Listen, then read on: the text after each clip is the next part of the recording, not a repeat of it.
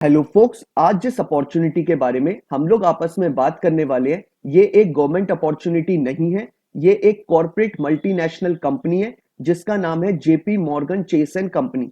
इस कंपनी का मैं आपको इस वीडियो में ओवरव्यू दूंगा, बताऊंगा कि क्या एलिजिबिलिटी क्राइटेरिया रखा गया है, कौन सी डेट से पहले आपको ये फॉर्म फिलअप कर देना है।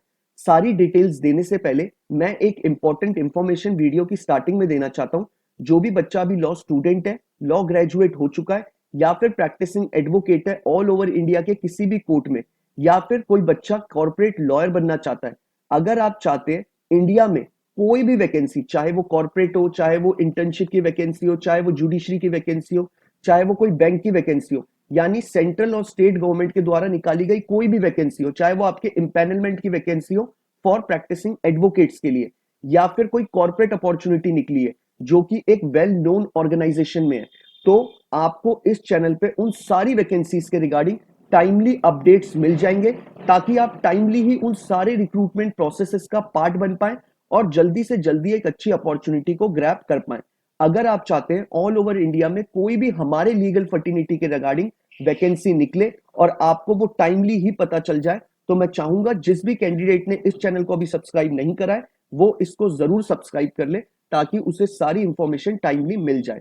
अब हम बात कर लेते हैं इस कंपनी के regarding. JP Morgan Chase and company ये एक मल्टीनेशनल कंपनी है जिसका हेडक्वार्टर न्यूयॉर्क में बेस्ड है।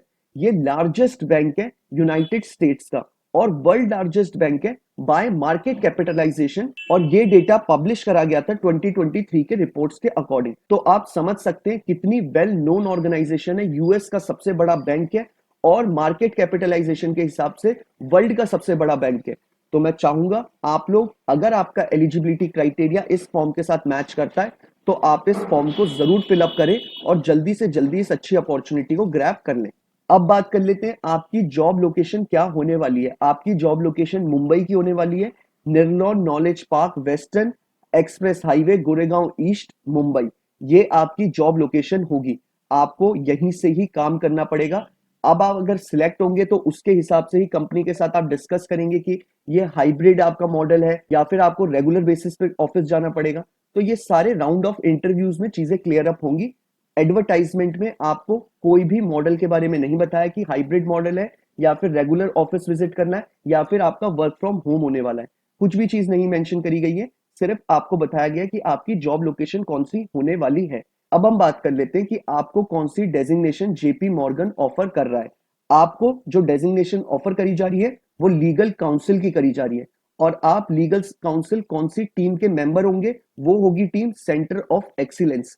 मैं आप लोगों के साथ एक चीज शेयर करना चाहता हूं, ये जो टीम है सेंटर ऑफ एक्सीलेंस, ये हर एक कंपनी में बहुत क्रूशियल पार्ट प्ले करती है। काफी कंपनीज में तो सेंटर ऑफ एक्सीलेंस की टीम होती ही नहीं है, लेकिन जिन कंपनीज में सेंटर ऑफ एक्सीलेंस की टीम होती है वो एक क्रूशियल पार्ट प्ले करती है। नॉर्मली ये बड़ी फर्म्स में आपको जरूर मिलेगी, बड़ी फर्म्स में ये बहुत क्रूशियल पार्ट प्ले करती है। अगर आपको इस टीम का पार्ट बनने का मौका मिल रहा है, वो भी एज अ लीगल काउंसिल, तो आपको मल्टीपल लेवल पे चीजें सीखने को मिलेंगी। बहुत अच्छी अपॉर्चुनिटी है। मैं चाहूंगा अगर आप एक चाहते हैं कॉर्पोरेट लॉयर बनना, तो आपके लिए ये परफेक्ट अपॉर्चुनिटी है। जेपी मॉर्गन जैसी अच्छी कंपनी में पार्ट बनने से कोई भी बड़ी बात नहीं हो सकती। जैसे रिलायंस इंडिया की सबसे बड़ी फर्म है, वैसी यूएस में सबसे बड़ा बैंक है जिसका आप पार्ट बनने वाले हैं। तो अब हम वापस आ जाते हैं अपने टॉपिक पे। आपका डेजिग्नेशन जो ऑफर करी जा रही है वो आपको लीगल काउंसिल की करी जा रही है और सेंटर ऑफ एक्सीलेंस की टीम का पार्ट होंगे आप। अब बात कर लेते हैं हम एलिजिबिलिटी क्राइटेरिया के बारे में। इन्होंने बोला है आप लॉ ग्रेजुएट होने चाहिए from a premier college, irrespective आपने 3 ईयर की एलएलबी की डिग्री करी है या फिर 5 ईयर की बीए एलएलबी की इंटीग्रेटेड डिग्री। अगर आपके पास एलएलबी की डिग्री है फ्रॉम अ रिकॉग्नाइज्ड यूनिवर्सिटी, तो आप इस रिक्रूटमेंट प्रोसेस का पार्ट बन सकते हैं। इन्होंने इसमें मेंशन करा है कि आप प्रीमियर कॉलेज से होने चाहिए, लेकिन मैं कहूंगा अगर आपके पास स्किल्स हैं और आप जानते हैं कि आप इंटरव्यू फोड़ सकते हैं, तो मैं चाहूंगा आप लोग इसको जरूर अप्लाई करें। कोई मैटर नहीं करता है कॉलेज, अगर आपके अंदर में स्किल्स है तो आप इसका पार्ट बन सकते हैं। एक्सपीरियंस की बात कर लेते हैं। इन्होंने बोला है आपके पास मिनिमम 2 साल का एक्सपीरियंस होना ही चाहिए। 2 साल का मिनिमम एक्सपीरियंस रखा गया है इसमें।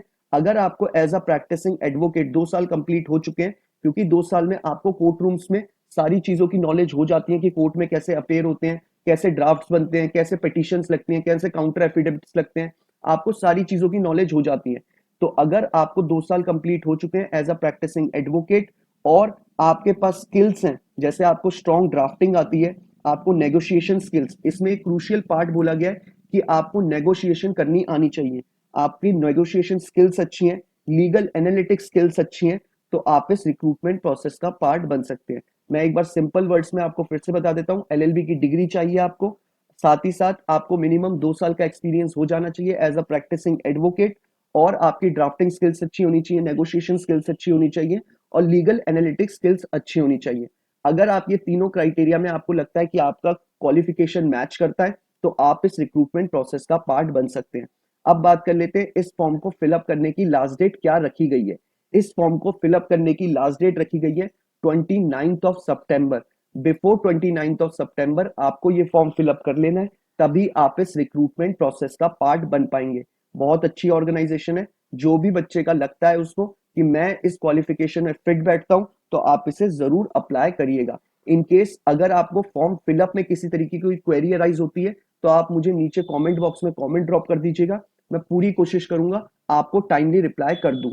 अब मैं आपको बता देता हूं आपको फॉर्म फिलअप कैसे करना है। नीचे डिस्क्रिप्शन बॉक्स में आपको जो लिंक अवेलेबल है, आप उस लिंक पे क्लिक करेंगे तो आपको कुछ ऐसा इंटरफेस खुल के आएगा।